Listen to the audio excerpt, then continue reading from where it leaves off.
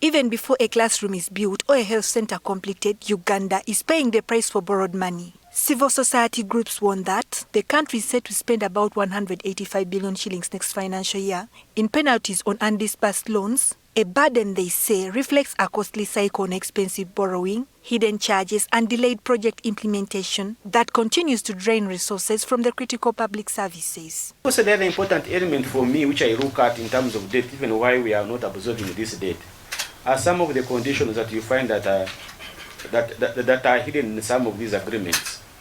So, for example, you find that when we are getting some of these monies, we are paying a lot of commitment fees because you have failed to absorb the 14 trillion. In the next financial year alone, we are budgeting for 185 billion as commitment fees. That is the fine that we are going to pay for not utilizing the 14 trillion we are talking about.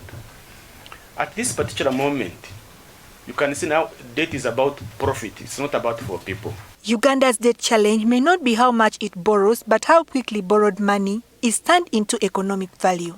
Analysts warn that delays and cost overruns on major infrastructure projects are forcing the country to begin repaying expensive loans before the roads, power, and other investments can generate returns, raising concerns that inefficiency is slowing trade, industrialization, and broader economic growth. Increasingly, we've seen Uganda has had problems of low efficiency in what we call debt management. That on average, we see that every dollar invested here, you only have 0.8 cents in return. So showing that even the money you've invested is actually not coming back in the right time. And then you have these whole issues around the cost overruns and the time overruns. And you see that the more the debt increases, we see that it comes with the rollover risks. We see that each year that passes in the national budget, refinancing and the rollover keeps on increasing.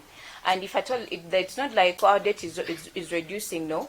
It's like you're just giving you a relief, but with time it will keep on increasing.